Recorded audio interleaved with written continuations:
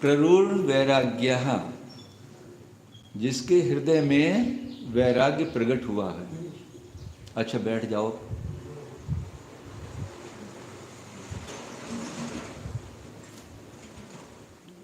कैसा जीव? जिसके हृदय में वैराग्य उत्पन्न हुआ है वही आगे बढ़ सकता है। मात्र बाह्य दिखावे से कुछ नहीं होने वाला है। जिसके प्ररूढ़ वैराग्य, जो वैराग्य पर आरूढ़ हुआ है, और कैसा है? तनुम अपि अनुपाल्य, और जो शरीर को भी, तो तनु माने शरीर, शरीर को भी थोड़ा थोड़ा पालन करता है। क्यों पालन करता है शरीर का? क्योंकि इससे साधना करनी है, इसका भी पालन करना जरूरी है, पर आसक्ति पूर्वक नहीं। जैसे नौकर को पगार देते हैं, उसी रूप से ही शरीर को पगार देना है, भोजन देना है। क्यों? क्योंकि इससे साधना करनी है। तपस्यन्ति, जो तप करते हैं, चिरम यानी बहुत समय तक जो तपस्या करते हैं, चिरकाल तक तपस्या करते हैं, तत् ही ज्ञातम ज्ञानस्य वैभवम, वह उनके ज्ञान का ही वैभव है। यानी जब तक ज्ञान प्रकट नहीं होगा, जब तक ज्ञान से हम ये नहीं समझेंगे कि वैराग्य की शक्ति क्या है, वैराग्य से हमें क्या मिल सकता है। वैराग्य किससे? विराग, यानी राग से रहित होना। किनसे? इंद्रियों के विषयों से। जो हमारा राग चल रहा है उसमें हमें कम करना, कम करते करते एक दिन हम उनको समाप्त कर देना। तो ऐसा वो वैराग्य, कहते हैं ना कि मना करना सीखो। हाँ हाँ हाँ हाँ नहीं। जैसे नौकर है, आज उसको ये चाहिए, आज उसको ये चाहिए, आज उसको वो चाहिए। आप उसको देते जा रहे हो तो वो सिर पे चढ़ता चला जाएगा, और पहले ही मना कर दोगे नहीं। एक दिन तो शुरू में मना कर दो ना, आखिर के झंझट ही खत्म हो जाएंगे। और हम कितना ही किसी के लिए करते चले जाएं, करते चले जाएं, करते चले जाएं, और एक दिन मना कर दो उसको, तो जो पिछला किया हुआ है सारा बेकार, पानी में गया। तो फ्रॉम द पहले समय से ऐसा उसको करो कि इसको मना करना सीखो कि ये विषय मुझे तुझे नहीं देने, आज तो मुझे 1 घंटा ध्यान में बैठना है, टीवी नहीं देखना। मना करो उसको। आज जो अच्छी से अच्छी वस्तु बनी हुई है, आपको बहुत प्रिय है, त्याग कर दो उसका, आज नहीं देना इसको। ऐसा होता है क्या? पर इसी का नाम विराग है। जो मुझे बहुत अनुकूल लगता है उसको छोड़ना है। तो ये कब होगा? ये ज्ञान का ही वैभव जब हमारे अंदर आएगा, जब वो प्रकट होगा, तभी हम ये कर पाएंगे कि नहीं, अब तो मुझे अपनी आत्मा के कल्याण में लगता है। और जब ज्ञान प्रकट होता है, देखो 1 इंद्रिय, 2 इंद्रिय, 3 इंद्रिय, 4 इंद्रिय आदि पर्यायों में बराबर कहते हैं कि ज्ञान उतना प्रकट नहीं था, उतना ज्ञान का क्षयोपशम नहीं था। और जब तक ज्ञान का क्षयोपशम नहीं होता, विवेक नहीं जगता। दोनों चीज़ें। और जैसे जैसे ज्ञान का क्षयोपशम बढ़ता है, विवेक जागृत होता है, और जैसे जैसे विवेक जागृत होता है, कषाय मंद होती है, और जैसे जैसे कषाय मंद होती है, तो यह जीव अपने आत्मोत्थान की ओर, अपनी आत्मा के कल्याण की ओर बढ़ता है। तो इस प्रकार से जो वैराग्य पर आरूढ़ है, जिसको वैराग्य प्रकट हुआ है, वह जीव इस शरीर को भी थोड़ा सा पालन करते हुए तपश्चरण करता है बहुत काल तक, और वह इसके ज्ञान का ही वैभव है। ज्ञान के कारण ही वो इतना कर पड़ता है। आगे 117 नंबर। क्षणार्धमपि देहेन साहचर्यं सहेतक यदि प्रकोष्ठमादाय न स्यात् बोधो निरोधक। कितने आचार्यों के अंदर वेदना ऐसी दिखाई देती है कि एक क्षण अर्धमपि, आधे क्षण के लिए भी देहेन साहचर्यम सहेत, देह का साथ कैसे सहन होता है, कौन सहन कर सकता है? समझ रहे हो, हम तो अनादिकाल से देह के साथ में हैं, पर आचार्य कहते इस देह के साथ एक अर्ध क्षण मात्र भी कौन ऐसा कौन है जो सहन करता है? यानी इसका संबंध कैसे सहन होता है? हमें तो निशरीरी बनना है, सिद्ध बनना है, हमें अब इसका संबंध और क्यों चाहिए? अगला भाव मिले, तीसरा भाव मिले, अनेक भाव मिले, क्यों? अब इसका एक अर्ध क्षण के लिए भी इस देह के साथ, इस देह का साहचर्य यानी संबंध सहित ऐसा कौन है? कौन है? यदि प्रकोष्ठम आदाय, जिसने अपने अंतः तत्व को जान लिया है। प्रकोष्ठम आदाय, जो अपने अंतः तत्व को जान लिया है जिसने, वह अब इस देह के साथ एक क्षण भी रहने को कैसे पसंद करेगा?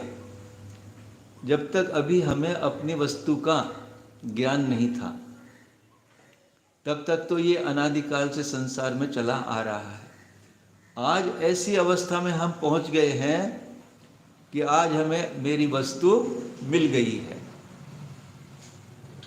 फिर और तरफ ध्यान जाएगा क्या?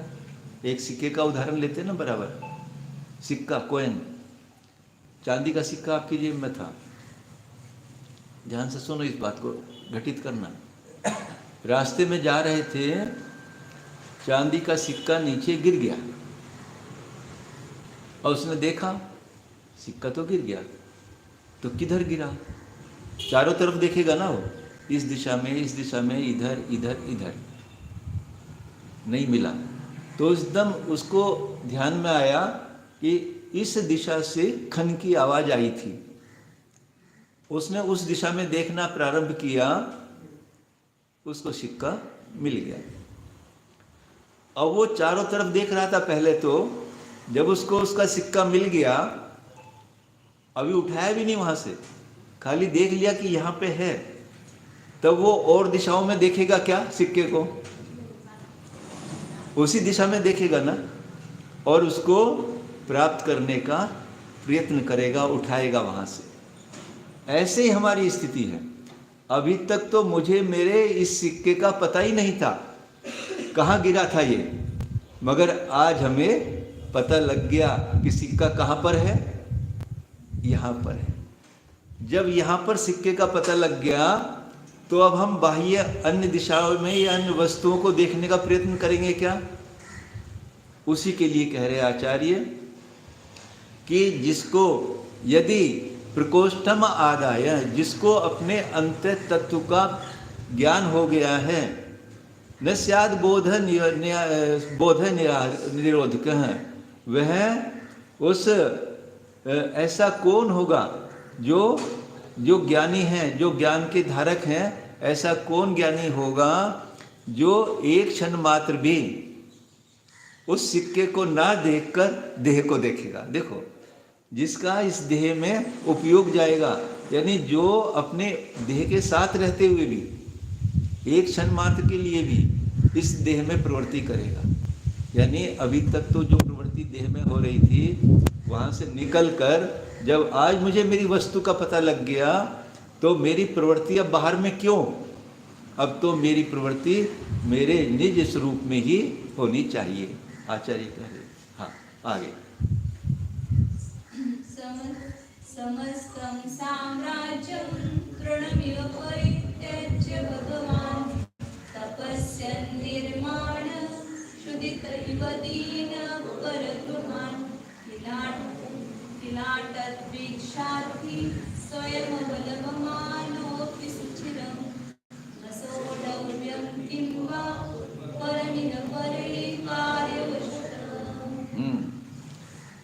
ये आदिनाथ भगवान का इसमें चित्रण किया है कि भगवान यानी आदिनाथ भगवान समस्त साम्राज्यम, अपने समस्त साम्राज्य को, राजा थे, समस्त साम्राज्य को तृणम एव, जीर्ण तृण के समान, जिसमें कोई सार नहीं, ऐसे उस राज्य को, समस्त राज्य को सार रहित जानकर, तृण जीर्ण तृण के समान जानकर, परित्यज्य छोड़कर, तपस्यन तपस्या के लिए, तपस्या के लिए चित्रण करो अपने मस्तिष्क में कि भगवान ने सब राजपाट देखे, जैसे नीलांजना को देखा, सारे राज को तृण के समान जानकर, छोड़कर, तपस्यन तपस्या के लिए, निर्मानः मान रहित होकर, राजा थे तब तो उनके अंदर होगा मैं राजा हूं, पर उस समय जब उसने देख लिया कि ये सारा साम्राज्य छोड़ने योग्य है, हमें तो थोड़ा सी में कितना मान आ जाता है। क्या है हमारे पास? कुछ भी तो नहीं है।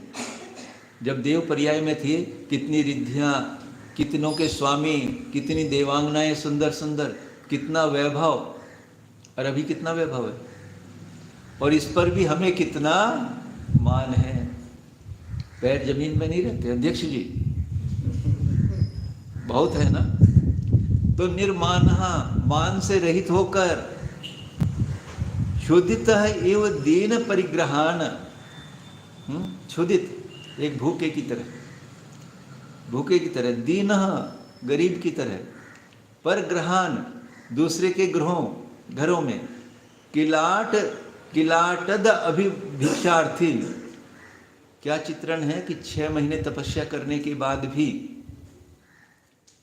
राजा थे, पर अब तपस्वी बन गए, मुनि बन गए। 6 महीने तक उपवास करने के बाद भी है भिक्षार्थी, ये भी भिक्षार्थी है। जाते ना आपके सामने मांगते हैं। आचार्य विद्यासागर जी महाराज ने एक बार कहा था, एक बात, एक व्यक्ति ने उनसे कहा कि आप पैदल चलते हो, ट्रेन में चलो। ट्रेन में तो हजारों लोग चलते हैं, उसमें जो हिंसा होगी हजारों में बट जाएगी, वो आपके हिस्से में तो थोड़ी सी आएगी। तो आचार्य श्री ने क्या जवाब दिया? यदि इस पेट का सवाल नहीं होता तो ये हाथ आपके सामने यूं मांगने के लिए नहीं निकलते। इसके बिना काम नहीं चलता, इस देह की स्थिति इसके बिना नहीं रह सकती, इसलिए ऐसा करना पड़ता है, उसके बिना काम चलता है। पैरों से चलेंगे, ट्रेन की जरूरत नहीं है, ये कहा। तो आचार्य कह रहे हैं कि इतने राजा होने पर भी तपस्या के लिए, इस पेट के लिए, भिक्षा के लिए, स्वयं अलभ मान अपि सुचिरम, जो काफी समय तक, यानी 6 महीने तक, 6 महीने तो उपवास किया, वो तो लेके बैठे ही थे, उसके बाद भी वो घूमे, 6 महीने तक भी अलभमाना, उनको भोजन प्राप्त नहीं, आहार प्राप्त नहीं हुआ। क्यों? क्योंकि इतना होने पर भी देखो कर्म की कैसी स्थिति है। तीर्थंकरों को भी कर्म नहीं छोड़ता, तीर्थंकर प्रकृति है, फिर भी कर्म ने उनको नहीं छोड़ा। कर्म किसी को नहीं छोड़ता, अपना लेके ही बदला मानता है। समझ में आ रही कुछ बात? जब कोई दीक्षा के लिए जाने के भाव बनाए, उसकी खूब खूब अनुमोदना करना, उसको कभी पीछे खींचने के भाव नहीं। कुछ भी बिगड़ जाए, कुछ भी हो जाए, कभी उसको पीछे खींचने के भाव नहीं करना, नहीं तो भैया क्या होगा,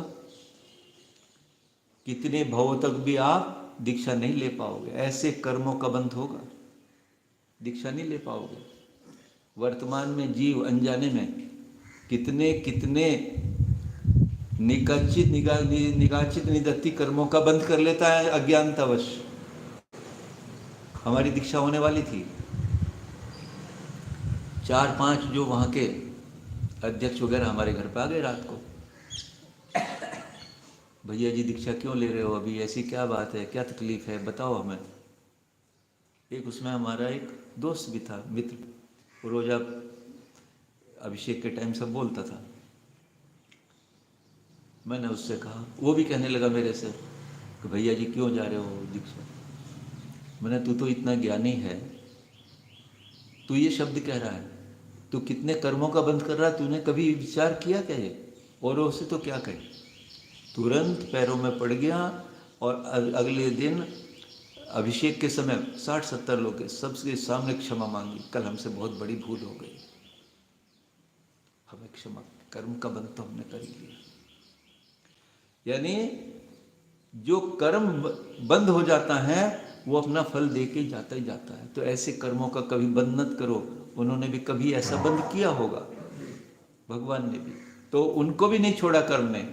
तो न सोडम किम वा, यानी ऐसे ऐसे परिश्रमों को भी उन्होंने किम वा, उन्होंने सहन किया। किम वा परम इहि, परे कार्यवशत, यानी उन्होंने ऐसे उत्कृष्ट तप करके भी कार्यवशत, कार्य क्या है? संवर निर्जरा के लिए, यानी भोजन नहीं मिल रहा, यानी उपवास किया तो निर्जरा, और ये अंतराय हो गई तो और अधिक निर्जरा। यानी आज हम गए थे, भोजन मिल जाएगा, नहीं मिला और चले आए तो कम निर्जरा, विधि नहीं मिली तो कम निर्जरा, और यदि हाथ में आने के बाद भी मुंह में नहीं गया, वही छोड़ना पड़ा या मौका भी निकालना पड़ा। जिस समय पता लग गया कि ये अंतराय है, मुंह चल नहीं सकता, मुंह चलना बंद हो जाएगा और मुंह के अंदर के ग्रास को भी बाहर थूकना ही पड़ेगा,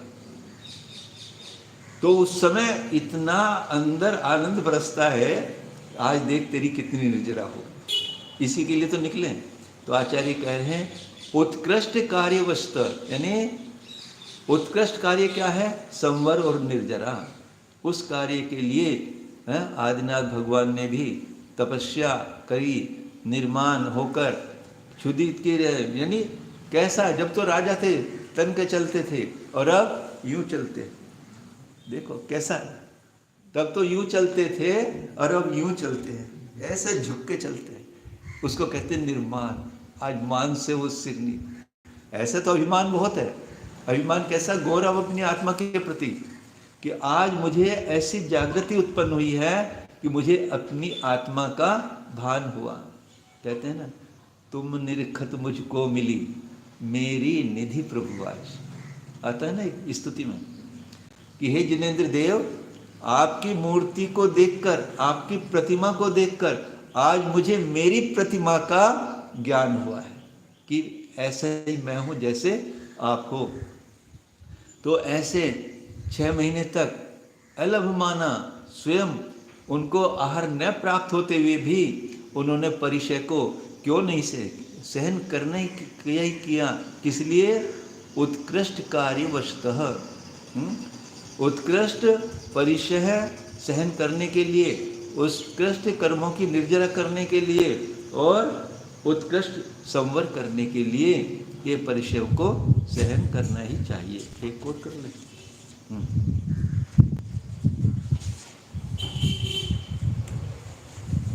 पुरा गर्भादिन्द्रो मुकुलितकर किंकरैव स्वयं द्रष्टा सृष्टे पतिरतनिधीनां निजसुत श्रुतित्वा षण्मासं सकिलविदुरप्यात जगति मोहेनाप्यस्मिन् विलसितमनङ्ग्यं हतविधे। कर्म को कोई नहीं रोक सकता, इसमें बता रहे कैसे कैसे हैं। पुरा गर्भात इंद्र, गर्भ में आने से पूर्व ही, यानी महापुरुषों की कैसी कहानी बता रहे। महापुरुषों को भी कैसे कर्मों ने नहीं छोड़ा। जो पुरा गर्भात इंद्र, गर्भ में आने से पूर्व ही, मुकुलित करहा, हाथ जोड़े हुए, किंकरा यु, दास के समान खड़ा हुआ है इंद्र। हाँ, देवी अष्टकुमारी आती है ना माता की सेवा के लिए, अभी तो गर्भ में है ही नहीं कुछ, अभी तो भगवान आई नहीं, 6 महीने पहले से ही माता की सेवा, गर्भ का शोधन, हाथ जोड़ के खड़ी हैं देवियाँ। तो गर्भ के आने से पहले से ही जिनको उस गर्भ में आना है वहां पे सेवा हो रही है। फिर क्या है? स्वयं सृष्टा सृष्टे, और जो स्वयं ही सृष्टि की रचना करने वाले हैं, आदिनाथ भगवान सृष्टि की रचना। नाभिराय जब ये कल्पवृक्ष समाप्त होने लगे, लोग नाभिराय के आदिनाथ भगवान के पास आए, ये क्या है, कैसे हमारा गुजारा होगा? तब आदिनाथ भगवान ने सृष्टि यानी असी मसी कृषि शिल्प वाणिज्य आदि का उपदेश दिया, उन्होंने रचना की। और कैसे है? पति ही अथ निधि नाम निज सुतः, और जिनका अपना बेटा निज सुतः कौन? भरत, जिनका बेटा निधि नाम पति, निधियों का पति है। महात्म देख रहे, महात्म बता रहे आचार्य कैसे हैं? जिनके गर्भ में आने से पूर्व इंद्र हाथ जोड़े हुए खड़ा हुआ है भगवान किंकर की तरह। बताओ क्या सेवा है। और जिनका स्वयं का बेटा चक्रवर्ती, 9 निधि 14 रत्नों का स्वामी, क्षुदित्वा सन्मासान, 6 महीने तक से कल पुरोह अपि अट जगती, वो 6 महीने तक क्षुदित्वा भूखा 6 महीने तक वह निश्चय से पुरु अपि, पुरु यानी इंद्रियों का भी वो आराध्य था। पुरु कहते इंद्र को, पुरंदर, उसको भी आराध्य होने से इस जगत में जगती, इस जगतिम 6 महीने तक भी भूखा घूमता रहा, 6 महीने तक भी। कैसे महापुरुष थे वो। चक्रवर्ती जिनका बेटा उसी समय 6 खंड का अधिपति, और उनका पिता भूखा। देखो कितनी दोनों विषम स्थितियां हैं। एक तो 6 खंड का अधिपति और उनका पिता भूखा घूम रहा है। आचार्य भी कह, अहो केन अपि अलंघ्य हत विधे, कर्म की विधि को यानी विधि के विधान को अलंघ्य कोई भी रोक नहीं सकता, उल्लंघन नहीं कर सकता विधि को, कर्म के। तो भैया आचार्य क्या कहने चाह रहे हैं कि तीर्थंकरों को भी, तीर्थंकर का प्रकृति लिए हुए थे, उनको भी कर्म ने नहीं छोड़ा। कर्म को बांधने के समय सोचो तुम क्या कर रहे हो। कर्म बांधने से बचना, कर्म बंध जितना, ये ध्यान रखना कि कहीं मैं ऐसा कर्म बंध ना कर लूं। जब मैं, सुनो ध्यान से, माता जी बहुत सुंदर आया, जब मैं श्रेणी चढ़ने की तैयारी कर रहा था 7 भाग में, 7वें गुण स्थान में, तभी किसी बाह्य बैरी ने आकर मेरे ऊपर उपसर्ग कर दिया, और कहीं ऐसा ना हो मेरी श्रेणी आरोहण रुक जाए। देखो कितनी विषमता है कि कहीं मेरा ऐसा कर्म बंद ना हो जाए। मुझे तो मोक्ष होना था। देखो 5 पांडवों को श्रेणी आरोहण का समय था उनका, 3 ने तो श्रेणी आरोहण कर लिया और 2 नीचे चले गए। कैसी विषमता, कितना सा जरा सा मोह कि हमारे भाई इन अग्नि के कड़ों को कैसे से, इतना सा मोह मात्र, बस जरा मोह की कणिका मात्र, एक मोह की कणिका भी कैसे इस जीव को कहां से कहां रोक लेती है। तो जब भी कोई प्रसंग आए, बस ये ध्यान रखना, ऐसा मेरा कोई निदत्ति निगाचित कर्म बंध ना हो जाए जो मेरे मोक्ष गमन को, ये पर्याय मिली थी मोक्ष, इसी से भव मोक्ष होना था, वो मेरा रुक ना जाए। तो ऐसा कोई कार्य कर्म बंध करने से हमेशा डरना। कभी भी जिनवानी का अवर्णवाद, साधुओं के साथ ऐसा संभाषण मत करना जो उनके, उस समय तो बहुत अच्छे परिणाम बनने वाले थे, आप उनके परिणामों को खराब करने में निमित्त बन गए। ध्यान रखना इन सब चीज़ों का। विसंवाद, साधर्मी के साथ कभी विसंवाद नहीं करना, कर्म बंध से डरना।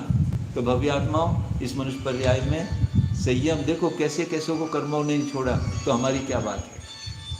पता नहीं कौन से भव का बंधा हुआ कर्म आज हमारे सामने आ जाए, सहन करना उसको, परिचय सहन का। बोले आचार्य गुरुदेव सुंदर सागर जी महाराज की।